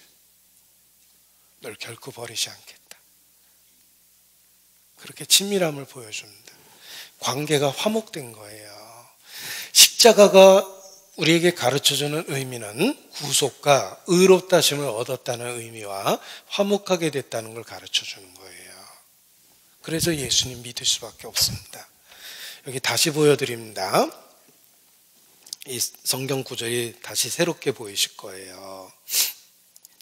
그리스도 예수 안에는 구속으로 말미암아 하나님의 은혜로 값없이 의롭다심을 얻은 자 되었느니라. 예수를 하나님이 그의 피로 인하여 믿음으로 말미암은 화목제물로 세우셨으니 예수님이 구속이 됐고 우리를 의롭다 칭하시고 우리를 하나님과 화목하게 만들어 주셨어요. 그래서 예수님을 믿는 것입니다. 골로새서 1장입니다. 골로새서 1장.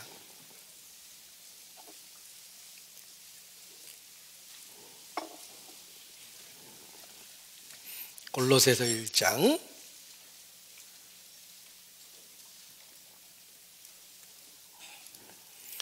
6절. 이 복음이 이미 너희에게 이름에 너희가 듣고 참으로 하나님의 은혜를 깨달은 날부터 너희 중에서와 같이 또한 온 천하에서도 열매를 맺어 자라는도다.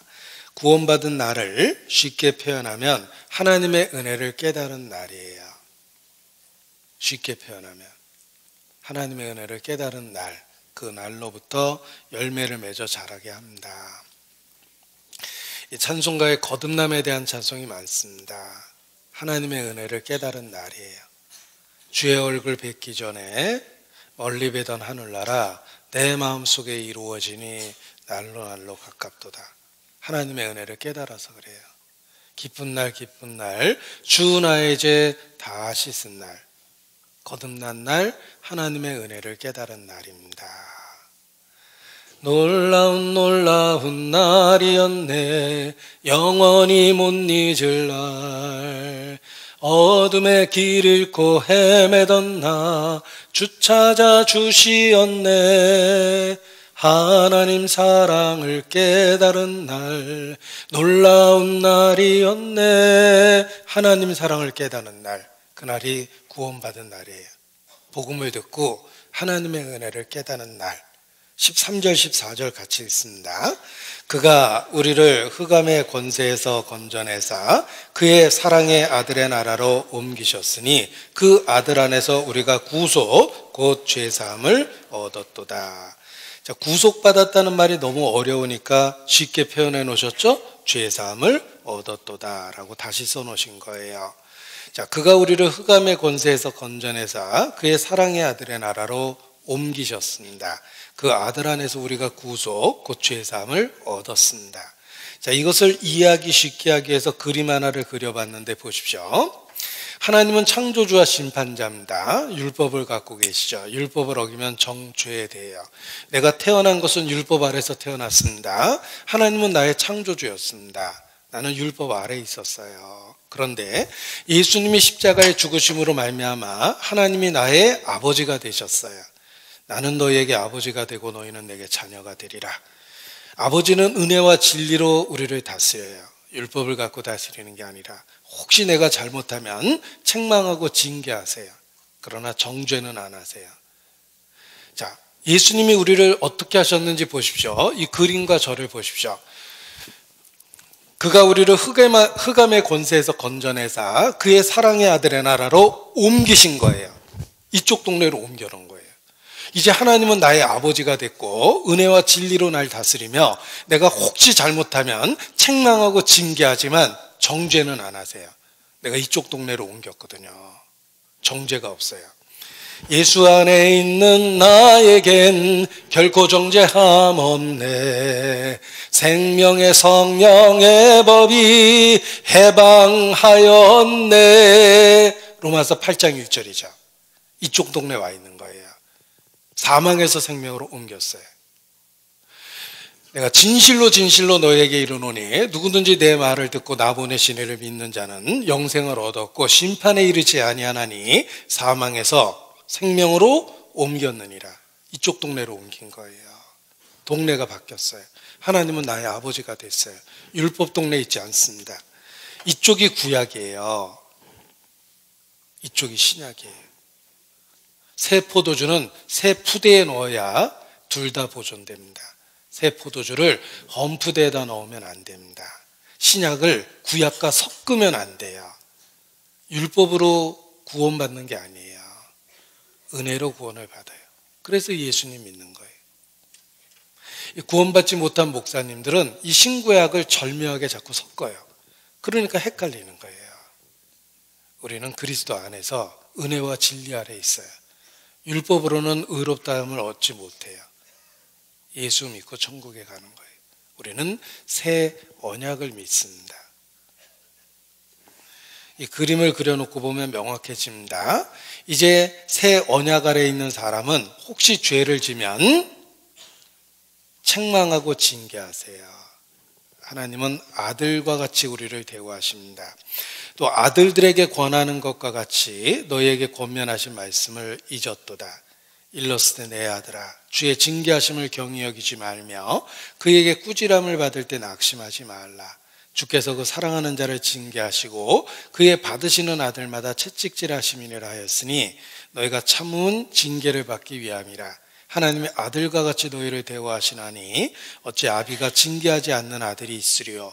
징계는 다 받는 것이거늘 너희에게 없으면 참 사생자요 참 아들이 아니라. 구원을 받았다는 증거는 반드시 징계가 있습니다.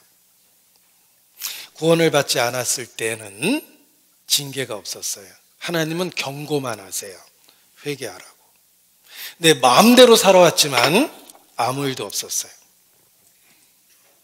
그런데 구원을 받으면 하나님은 반드시 징계하십니다. 아버지가 되셨기 때문에 그렇습니다. 고아는 지 마음대로 살아도 누가 뭐라 그러는 사람이 없어요. 고아는 24시간 텔레비전 봐도 뭐 잔소리할 사람 없습니다. 휴대폰 들고 24시간 살아도 뭐라 그러는 사람 없어요. 자기 혼자 있거든요. 그러나 부모가 생기면 TV 그만 보라고 잔소리하고 휴대폰 끄라고 이야기하고 공부 좀 하라고 이야기합니다. 우리가 예수 믿기 전에는 하나님 앞에 딱 고아예요. 내 마음대로 살아도 아무 일 없었어요. 양심의 경고만 있죠. 그런데 구원을 받으면 반드시 하나님이 징계하세요. 우리를 바꿔놓으세요. 마음과 생각을 바꿔놓으세요. 제가 예수 믿기 전에는 욕을 아주 잘했어요. 정확한 발음과 풍부한 어휘로 욕을 한번 하면 얼마든지 할 수 있었어요. 지금 욕 안 합니다. 왜 안 하냐면 주님이 함께 있기 때문에 할 수가 없는 거예요. 어떻게 어른 모시고 다니면서 욕지거리 합니까? 말투를 바꾸고 생각을 바꾸고 삶의 모습을 바꿔주세요. 제가 어떻게 하다 술 먹는 그 취미가 붙어가지고 졸업과 동시에 술독에 빠져 살았습니다. 제 생각에는 평생 먹을 술을 20대 초반에 다 먹은 것 같아요. 술을 정말 좋아했어요. 술 마시는 그 맛의 삶을 살았습니다. 통금이 있었던 그 시절에도 바깥에 12시 몰래 나가가지고 냉면대야에 이렇게 가득 파는 막걸리 잔이 있었어요. 그거 몰래 먹고 집에 들어왔고 늘 한 번 먹으면은 팬티만 입고 들어왔어요. 술 먹으면 열이 나니까 옷부터 찢었거든요. 우리 어머니가 진료하셨어요. 어떻게 아들이라고 저 맨날 술 먹고 반스만 입고 들어오냐 그러셨는데 제가 예수님 믿고 나서요. 술 먹으려고 그러니까 취하면 불쾌해서 못 먹겠어요. 먹고 싶은데 안 먹는 게 아니라 취하면 마음이 불편하고 불쾌해요. 싫어하는 음식 안 먹기는 쉽죠.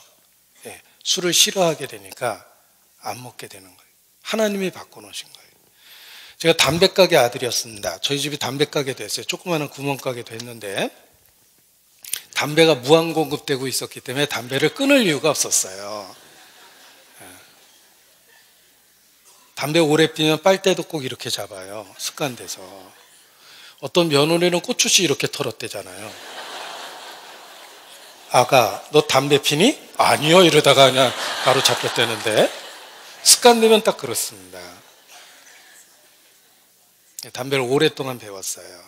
근데 예수님 믿고 나서 성경을 늘 읽고 지내는데 이게 뭔가 좀 안 어울리는 것 같아요. 재주 떨어지잖아요. 이건 아닌 것 같다라는 생각이 드니까 담배 피는 일이 없어졌어요. 하나님이 바꿔놓으신 거예요. 옛날 친구들 사이에는 담배 끊으면 독한 놈이라고 상종도 하지 말자고 그랬는데 제가 담배를 끊게 됐어요. 하나님이 바꿔놓은 거예요. 어떻게 그렇게 바꿔놓으셨냐면 나의 아버지가 되셨고 내 인생에 간섭하기 시작했어요. 보라, 내가 세상 끝날까지 너희와 항상 함께하리라 약속하셨어요. 우리 구세주의 이름이 예수입니다. 구원이란 뜻이에요. 그런데 구세주의 이름이 하나 더 있어요. 임마누엘. 뜻은 하나님이 우리와 함께 계시다, 이런 뜻이에요. 구원해 주시고 끝나는 게 아니라 함께 하시겠다고 약속해 주셨어요. 예수 그리스도는 어제나 오늘이나 영원토록 동일하십니다. 제가 좋아하는 사자성어인데 제가 혼자 만든 말이에요. 동일하신 예수님이 영원토록 나와 동행하신다. 그래서 동일동행이라는 말을 좋아해요. 주님은 나와 함께 하십니다. 구원해 주시고 끝나는 게 아니에요. 부모님 은혜가 그렇습니다. 나실 때 괴로움 다 잊으시고 기르실 때 밤낮으로 애쓰세요. 우리를 구원해 주시고 천국에서 만나자가 아니라 구원해 주시고 이제 나와 함께 인생을 살자라고 말씀하십니다. 그래서 실제의 삶에 동행하세요. 나와 함께 하세요. 그리고 우리를 양육하고 보호하고 우리의 삶의 변화를 주시고 역사하십니다. 여기 주님이 동행한다라는 것을 일깨우기 위해서 그림 몇 장을 모아봤습니다. 주님이 우리의 삶 가운데 함께하고 있다는 걸 일깨우기 위해서 모아놓은 그림인데, 주님은 우리와 함께 하십니다. 풍랑이는 바다 같은 인생에서 나를 보호하고 인도하세요. 제가 이사야 30장을 인용했었는데 제가 좋아하는 말씀이에요. 내가 환난의 떡과 고생의 물은 주나 스승은 다시 숨기지 아니하리라. 내 뒤에서 말소리가 들려 이르기를 이것이 정론이 너는 이리로 행하라. 이사야 30장에 그렇게 말씀하셨어요. 그래서 세상으로부터 나를 보호하고 지키고 인도하십니다. 보이진 않지만 함께 하세요. 이것이 정로다. 너는 이리로 가라. 우리를 주목하고 가르쳐 주시고 인도하십니다. 그리고 제가 좋아하는 그림입니다. 설교할 때 함께 계세요. 주님은. 여기 아까부터 계셨는데 보셨죠? 네. 안녕하세요, 주님. 여기 계시잖아요. 그리고 위험한 수술 받을 때 함께 하시고 병상에서 위로하시며 가정에서도 늘 함께 하십니다. 주님은 우리를 지키시는 자예요. 영어로 the Lord watches over you 그러는데 주님은 우리를 watch over 이렇게 지켜보고 보호하세요. 병상의 고통에서 어머니의 따뜻한 손길 그 뒤에 주님이 계셔요. 중요한 비즈니스 계약이 있을 때 함께 만나 주십니다. 이 사람이 속으로 그럴 겁니다. 왜 자꾸 계약서에 사인하고 싶지? 네. 주님이 함께 만나 주셔서 그래요. 괜히 호감이 가고 믿을만하고 막 잘 될 것 같고 이런 생각을 주시고 연구할 때 도와주시고 가정에 함께 하시고 주님은 우리를 구원해 주신 것이 사실인 것처럼 우리와 함께 하셔서 우리를 지키고 보호하고 천성까지 인도하십니다. 부모님 은혜는 낳아준 은혜도 감사하지만 함께 하셨던 소중한 기억 때문에 더 감사하는 거예요. 하나님 은혜가 그렇습니다. 구원해 주셨을 뿐만 아니라 우리를 보호하고 지키고 오늘까지 함께 하십니다. 지금까지 지내온 것 주의 크신 은혜입니다. 매일의 삶 속에서 주님이 함께 하십니다. 오늘 숨을 쉬는 것 감사, 나를 구원하신 것 감사, 내 뜻대로 안 돼도 주가 인도하신 것 모든 것 감사. 주님 감사해요, 주님 감사해요, 내가 여기까지 온 것도 은혜입니다. 주님 감사해요. 우리의 삶에 함께 하시고 있다는 걸 발견하면 매일의 삶 속에서 감사라는 찬양이 나올 거예요. 우리는 고아가 아니에요. 함께 하십니다. 천성에 이르는 그날까지 양육하고 보호하고 인도하세요. 하늘 날아갈 때에 영영 부를 나의 찬송, 예수 인도하셨네. 예수 인도하셨네. 지금도 우리와 함께 하십니다. 주님이 함께 하시는 방법 중에 하나가 바로 교회예요. 우리가 교회를 소중히 여길 수밖에 없는 이유는 주님이 함께 하시기 때문에 그렇습니다. 하나님을 아버지라 부르는 모든 사람은 교회를 어머니라고 여겨야 됩니다. 청교도 명언이에요. 인생을 살아보니까 세상에서 제일 나쁜 사람은 한마디로 불효하는 사람이에요. 배은망덕이죠. 핏덩어리로 태어난 우리를 사람이 되게 만들어 주신 것은 부모예요. 부모에게 불효하는 게 살면 살수록 제일 큰 죄다라는 생각이 들어요. 그래서 십계명에 살인하지 마라, 간음하지 마라 보다 앞에 있는 계명이 부모를 공경하라구나 라는 걸 더 깨닫게 됩니다. 그와 같이 이 땅의 부모는 우리에게 잠깐의 은혜를 줬는데 하나님은 존재조차 없었던 우리를 만드시고 내가 누리고 있는 모든 것을 주신 분이세요. 그리고 우리를 구원해 주시고 보존하고 계세요. 그분의 은혜를 모른다는 건 부모 은혜를 저버리는 것보다 더 큰 죄가 될 수밖에 없습니다. 함께 하시는 주님을 기억하면 은혜에 감사하는 삶을 살게 됩니다. 주님은 우리를 고아처럼 버려둔 게 아닙니다. 보라, 세상 끝날까지 내가 너희와 항상 함께 있으리라. 동일하신 주님은 지금도 동행하고 계십니다. 이 주님과 함께 신앙생활 하면서 우리에게 중요한 것이 무엇일까? 그리스도인의 기본적인 생활이 있습니다. 마음 같아서는 지금부터 말씀드리고 싶지만 다음 시간에 우리의 신앙생활의 기본이 되는 것을 다음 시간에 말씀을 드리겠습니다. 기도하시겠습니다. 아버지 하나님, 소망 없었던 저희를 예수 그리스도 안에서 구원해 주시고 우리의 모든 죄를 영원히 용서해 주신 것 진심으로 감사를 드립니다. 그리스도 안에서 언약해 주시기를 우리의 죄를 기억하지도 않겠다고 친히 말씀하고 확증해 주셨습니다. 이 언약 안에 머물고 항상 주의 이름을 부르고 살 수 있도록 붙잡아 주시옵소서. 주께 의지합니다. 혹 말씀 아직도 마음에 불확실한 사람이 있다면 불쌍히 여기시고 더욱 은혜를 더하심으로 확신에 이를 수 있도록 주님 역사해 주시기를 주님께 부탁을 드립니다.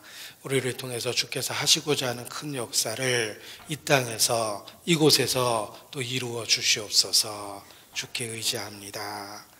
고마우신 우리 구주 예수님 이름으로 기도합니다. 아멘. 오늘 집회 마지막 날이기